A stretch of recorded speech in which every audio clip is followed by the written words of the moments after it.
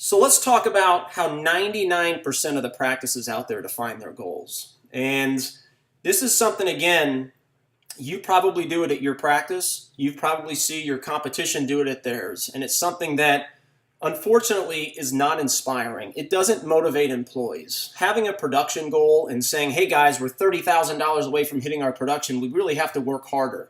Or we need 10,000 more to hit our goal in collections. We've got to do it. It's uninspiring. It doesn't motivate people. It doesn't get employees to wake up in the morning and rush into your practice, getting them to do whatever it is they to do to grow your business and work for you because they believe in what you're trying to accomplish as opposed to just simply a paycheck. So the way we've always done it, let's talk about that for just a little bit. The way the 99% set their goals, and this goes outside of healthcare as well. There's the vast majority of commercial organizations do it this exact same way. Their terminology, of course, is different.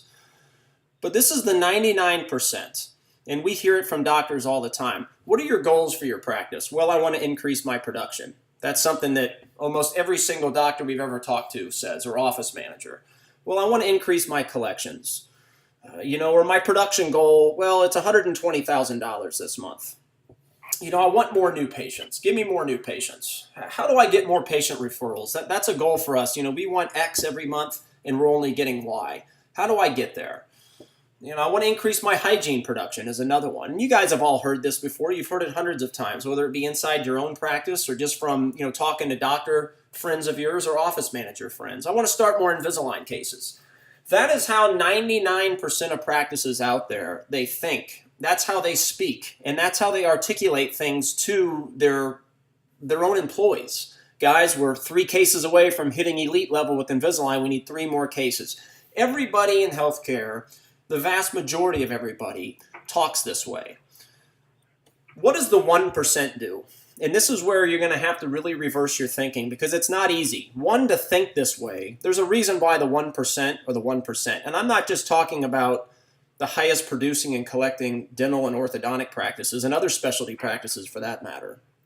I'm talking about businesses, period, regardless of the profession they're in. There's a reason why Apple is Apple. When there's other companies, many other companies, equally as qualified to make products just as good as they do. In many cases, they make products better than they do. So why Apple? Why do some restaurants succeed and why do some not? And it's the same way with your practice.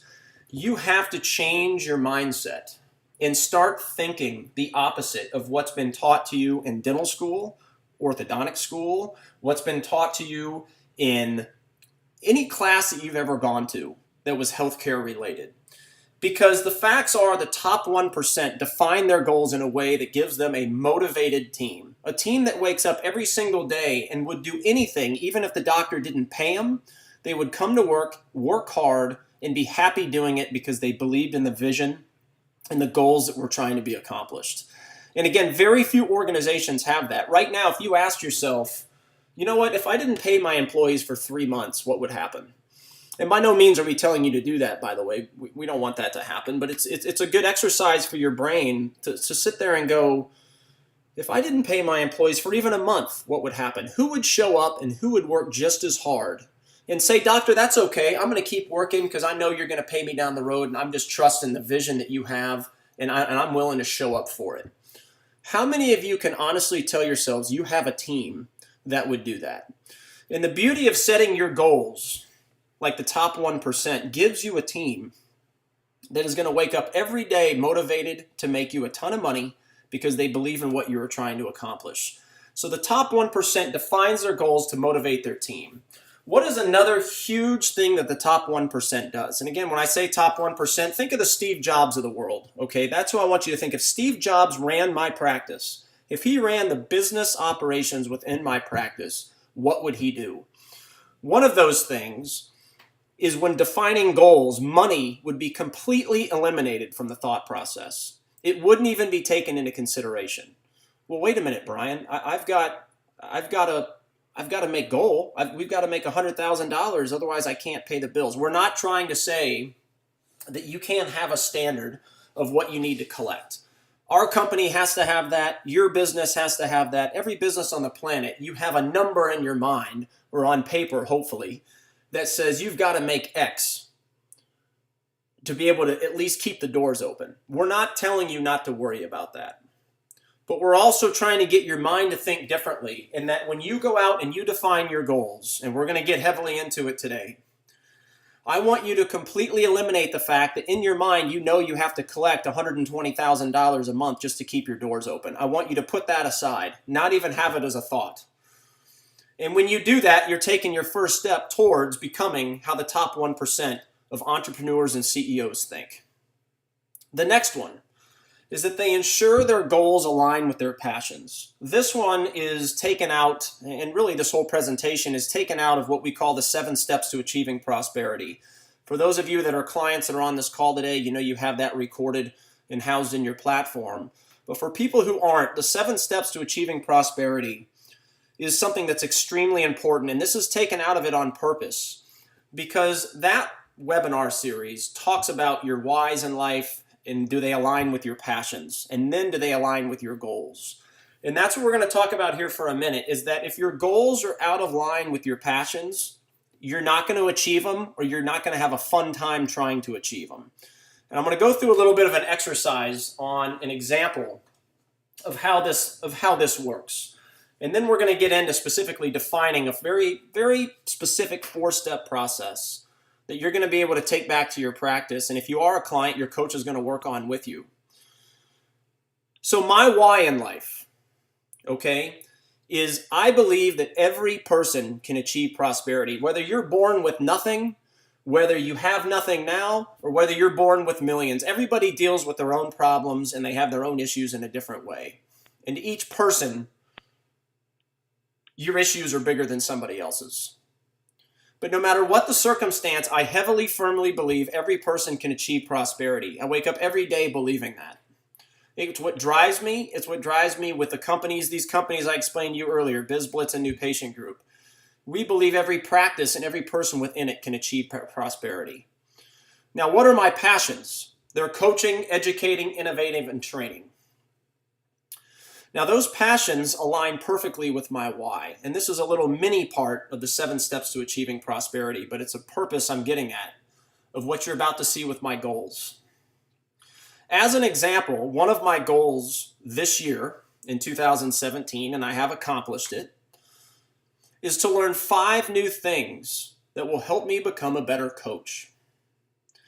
That was my goal, among others, but one of my goals for 2017 is to learn 5 new ways to become a better coach. Now, as a result of that, I'm going to be able to help more people. They're going to be able to interpret the information I'm talking about at a higher level, which is going to help them grow. And in turn, a consequence of that, remember the Steve Jobs quote, a consequence of that is I will make more money because of it, because the service is better. Whether that be me in-house coaching somebody, whether that be one of our great VIP coaches and trainers in somebody's practice, we are going to be able to help more people. And as you can see, the why, the passions, the goal, and the result all align with each other. Each one aligns with the next. And therefore, we accomplish the goal, and I believe we also accomplished the result this year because we are better as a company from a coaching standpoint, and I personally am as well. Now that we've talked about that, let's talk about some examples of how the top 1% defines their goals and how we do it internally as a company as well. The first one, as an example, is I want to invest in 3 proven methods to improve team communication. See, that is the thought process you need to have when trying to grow your practice. Look, the facts are external marketing produces by far, not by a little, but by far the lowest return of any marketing investment. Statistics prove time and time again for any organization. Healthcare is included. It's the absolute least return on investment. However, it remains, and this proves the 99% theory, it remains the most invested in by far by doctors, even though it proves to produce the lowest return on investment. And the reason why I bring that up is that if you change the mindset on how to grow your organization, an organization always grows at a higher level from the inside out. Always. If you're a restaurant and you train your waiters how to speak at a higher level about your wine menu, you're going to sell more wine and you're going to sell the more expensive bottles of it. That always is going to be better than getting in a new customer to sit at the table. When you combine them both, that's the best of both worlds. But the reason why that is that the top 1% is not thinking about how am I driving in more new patients? How am I going to increase my production? They're constantly thinking about how to improve the team. So the next one is investing in 3 proven methods to improve my team's customer service abilities. Now, obviously, all these are examples. There's a lot more, okay? This isn't just the ones they set. These are just examples so you can see how different these goals are as opposed to some of the other things that we were talking about. And we're going to get in, again, what the difference is between a goal and a result when we start defining this 4-step process. Another common one is I want to be able to offer consumers, patients, with the finest staff imaginable. Because as you can see in these first 3 bullet points, if you accomplish these goals, everything else is going to fall into place. You're going to make more money. You're going to collect more. You're going to produce more. More new patients are going to come because you're going to get more referrals, and you're going to destroy your competition. Because I can promise you, 99% of your competition doesn't think this way. If they did, they would be the biggest practice in town, not even close. And if they already are, and then they adopted this, they would grow another 30%.